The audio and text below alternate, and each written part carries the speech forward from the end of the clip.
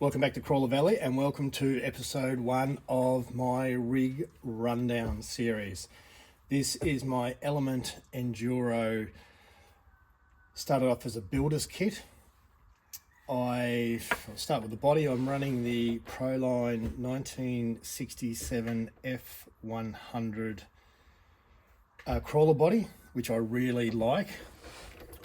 I don't like the paint job that I did on it.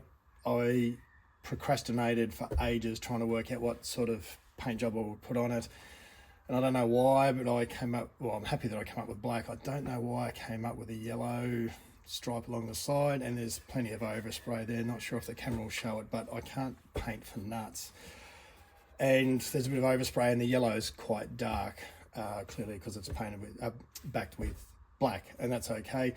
I put the Proline sticker on it to try and brighten it up a little bit, or not brighten it up, but just take away the plainness of it, and a few little stickers here and there. I do really like the body. I'm not in love with the stickers for the headlights, and I don't know if I've done that wrong.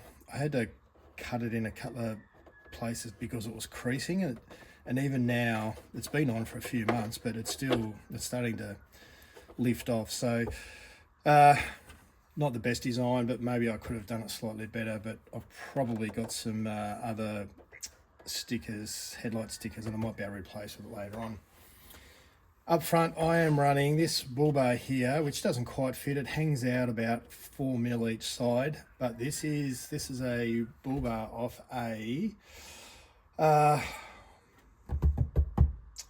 what's it off? It's off I don't know what that's off. It's off I've totally forgotten the name of it. Charisma. My Charisma SCA-1E Coyote 2, I think it is. It's not a perfect fit, but it's a better bull bar than any other one that I've got in terms of fitting this body. I actually don't think it looks too bad. I think it looks fine. It's just poking out a little bit, but yeah, I didn't really have anything else that would suit that well. No rear bumper at all, because the builder's kit doesn't come with bumpers at all. I may well cut this Lexan bumper off that. It's not too bad, but I do need quite a bit of departure angle on my course, so that may well disappear at some stage. I have put a cheap half-assed interior. I'll see if, I'm not sure if you can see that, can you, with the light? Maybe you can. It's a cheap interior that I put in quite a few rigs, and I just so happen to have one here. I can't remember what it's off. I'll put a link in the show notes, but it's off. I bought them off AliExpress. I bought a heap of them. I think they were about 15 bucks Australian, which is a little bit more than I wanted to pay, about 10 bucks US. And it's not ideal. It's off for like a rally buggy or something. You can see the passenger's knees here, but once it's in, you can't really see it. At the end of the day, we've got the driver, passenger, driver, navigator, and it looks pretty good for something that's cheap. And I'm not really into scale, like, you know, ultimate scale type stuff, but at the same time, I do like to see, if you've got clear windows, I do like to see driver, at least a driver in there. I just think it looks weird if there's nothing in there.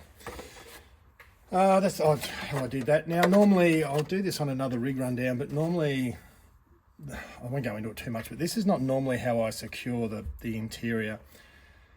I'll show you on another video how I do it, but I've had to shoe glue this one in because it was just a bit weird to get it on the right angle. I'm not sure if that's going to show up, but along here, it's just odd, the angle that I had to put it on to get it to work. So there's a fair bit of shoe glue in there, and the beauty of shoe glue is that it is removable, so I can pull that out at a later stage if I want to. So that's the body. Proline, I like Proline bodies. I think they're good. I think they're good quality. So it's a tick for me. Now onto the actual rig itself. We've got the bull bar off the SCA. We have, what will I start with? Start with electronics. I have the Rhino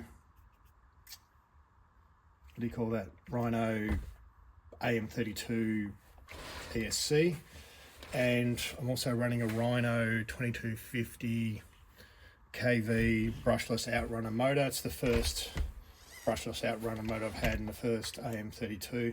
That's shoe-glued into place because there's nowhere really to put it. There is somewhere to put it. It's hard to mount because they don't come with mounts or anything. So that's on with shoe glue, which is holding up just fine.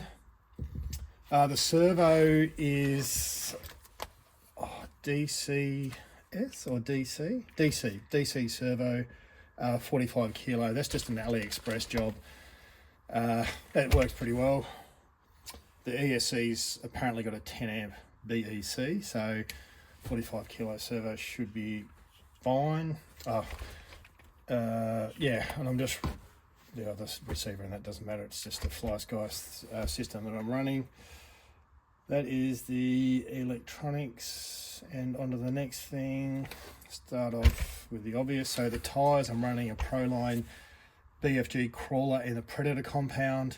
They're running the AliExpress style beadlock aluminium wheels, alloy wheels. They've got a brass ring inside. The rears have just the alloy ring. I really like these tyres. These are some of the best tyres I've got. So love the tyres. On to the next thing. What else do I have? I put in alloy, what do you call them, shock mounts with the body mounts. They're off an SCX102, which fit. Now the reason I did that was because the stock ones were really bendy, and I could have put a cross member across them, but I decided just to go with the steel ones, or steel, what did I say? They're steel alloy. They're alloy. Off, and they're just cheapies off AliExpress, but it just sort of stiffens up that front. It does move the body post mounts location, which is a little bit of a pain, but that's just the way it is. What else? Overdrive. It's got the 11.83% overdrive in it, which is, as per the kit, you've got the options of 5.7 and 11.83 to be specific. So it's got the 11.83. I'm running SSD weighted brass knuckles in the front, and I'm also running SSD rear axle weights, just to try and get the weight down. The shocks in this, I'm pretty sure they're 100 mil, which is fine. I'm going to double check that because now I can't remember. No, they're not. No, they're 90 mil. Don't listen to me. I find this is a bit top heavy, this rig, and that's why I've got the brass weights at the back and the front. I do have the preload on the shocks up a fair bit just to try and get it from stop sagging in the backside. I don't know about this rig. I know Element is a really popular brand, and I know the Enduro is a really popular rig, and there's millions of people have got them. It's just not one of my favourites. I don't know why. It is a little bit top heavy, so it does roll a little bit. I did for once upon a time try shorter shocks, and I've dialed out that preload, but that seems to be the way to get it to work best. But yeah, look, I don't mind it. It's okay. Yeah, just not in love with it. I wouldn't say there's anything wrong with it. I just think that for some reason I like other rigs of mine more than I like this one. I'll try and get that body on.